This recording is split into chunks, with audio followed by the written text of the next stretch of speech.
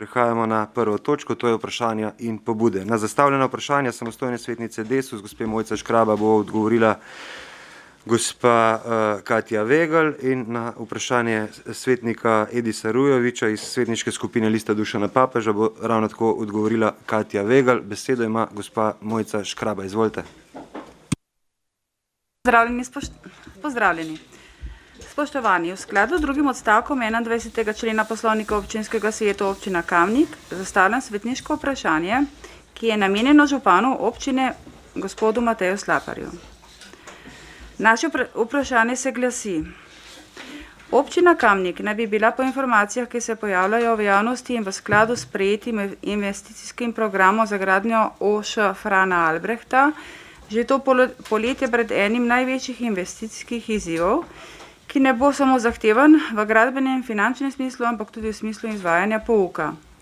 Kolikor mi je znano, je že v iztekajočem letu nekaj oddelkov učencev gostovalo v prostorih bivšega vrtca, ki je v lasti župnije Kamnik. Zato prosim, če mi odgovorite na naslednja vprašanja. Prvič, v kateri fazi so priprave na projekt izgradnje nove osnovne šole Frana Albrehta? Drugič, katere aktivnosti so bili v zvezi s tem projektom izvedene od potrditve investicijskega programa do danes? Tretjič, ali se bo tudi v prihajajočem šolskem letu pouk za nekatere oddelke izvajal izven matične šole? Kje se bo izvajal, za koliko oddelkov se predvideva, da ne bo dovolj prostora v matični šoli? Četrtič, kdaj se predvideva začetek gradnje in koliko časa naj bi gradnja trajala?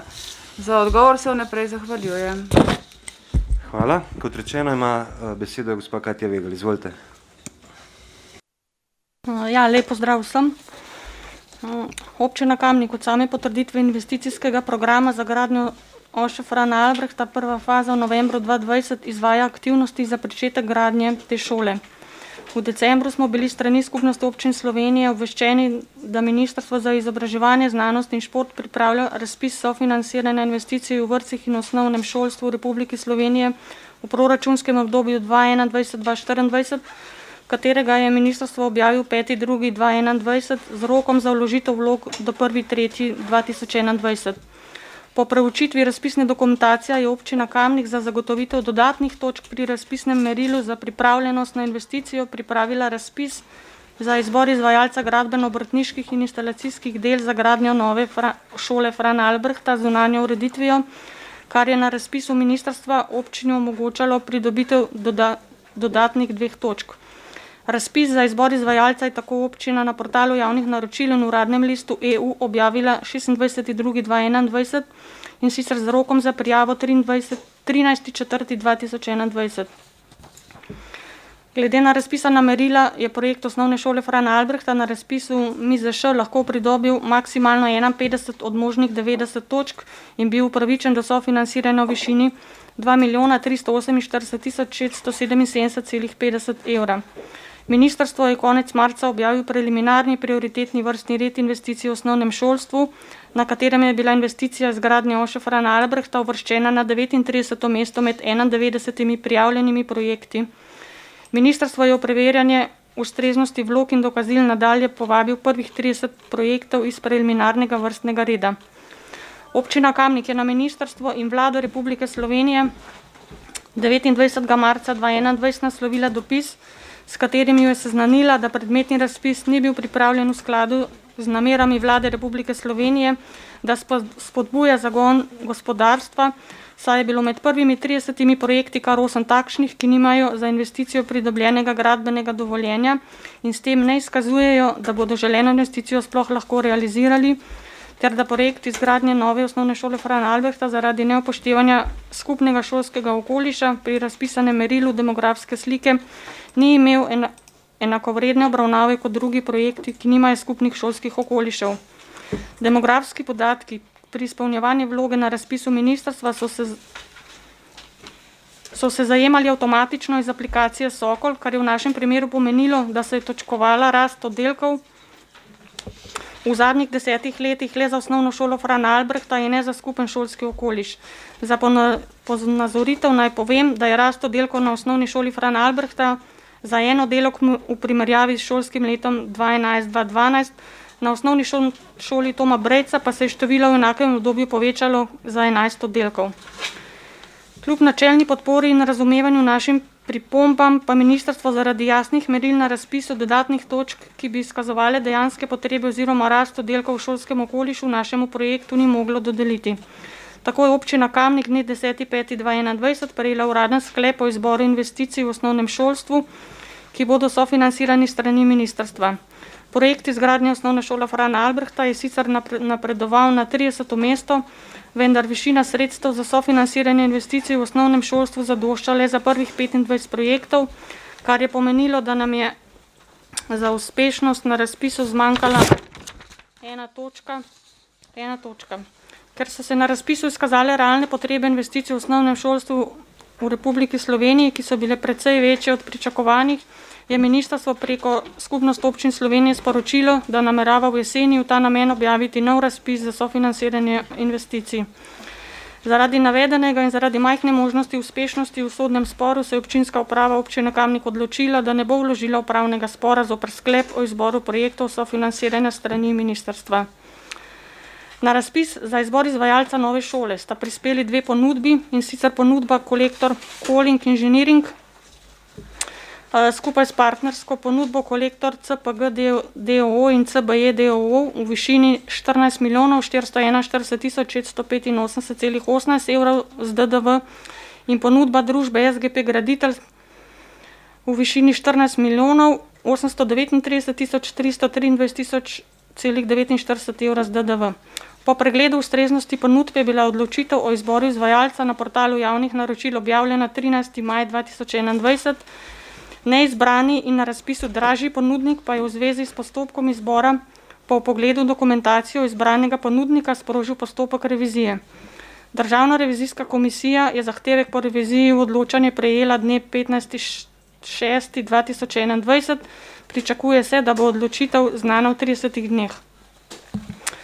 Občina Kamnik je v pripravi na investicijo prav tako preko portala javnih naročil objavila razpis za storitev strokovnega gradbenega nadzora ter vzpostavitev skupnega podatkovnega okolja. Objava razpisa je bila 2. april 2021, rok za oddajo vlog je potekal 3. maj 2021. Za storitev strokovnega gradbenega nadzora so prispele 4 ponudbe, in sicer MPI Gradnje DOO v višini 118.706 evrov z DDV, Proktor Gradbeništvo DOO v višini 124.897,50 evrov, Loka Engineering DOO v višini 142.857,12 evrov z DDV in ProPlus Engineering DOO v višini 223.845,60 evrov z DDV.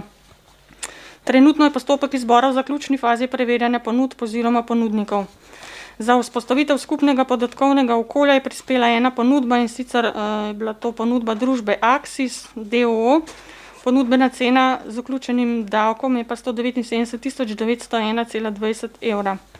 Ponudba je preverjena in je dopustna, vendar odločitev o izboru še ni objavljena, ker čakamo na dokončanje postopka o izboru izvajalca storitev strokovnega gradbenega nadzora.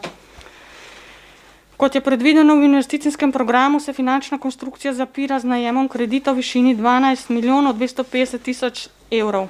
Za predmetni namen je bil v fazi priprav na investicijo izvedeno javno naročilo, na katerega so prispele naslednje ponudbe, in sicer strani NLB, DD strani banke Intesa San Paolo, DD strani SID banke, strani SKB banke in strani Unicredit banke.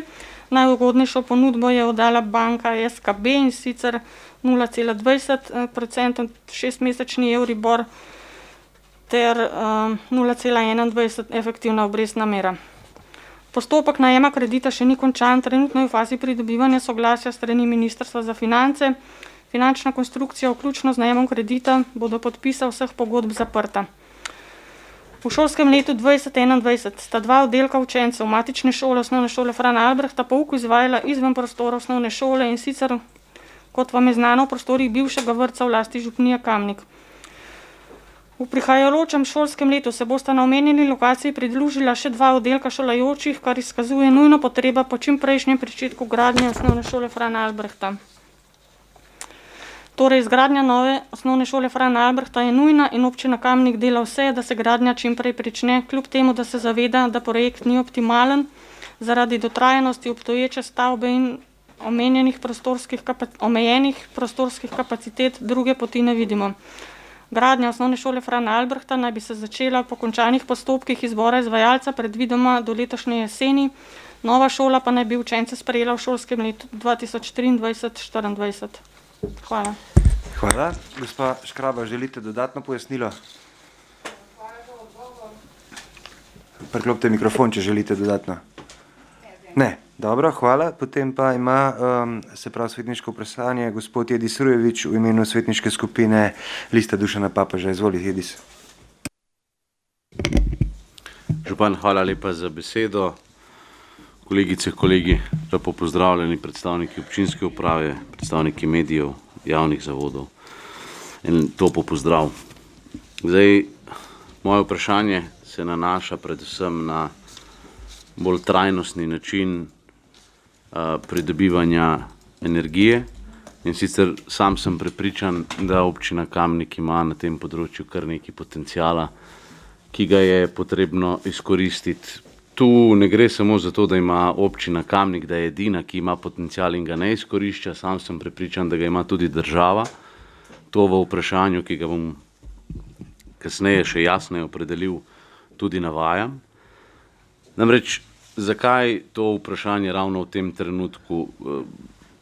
Treba biti odkrit in nekatere občine so nas na tem področju močno prehitele v koraku zelenega, nekako in stališče tako Evropske skupnosti, države in pa vseh nas zavedanje, mislim, da je na višjem nivoju, da gremo v smeri bolj obnovljivih virov energije.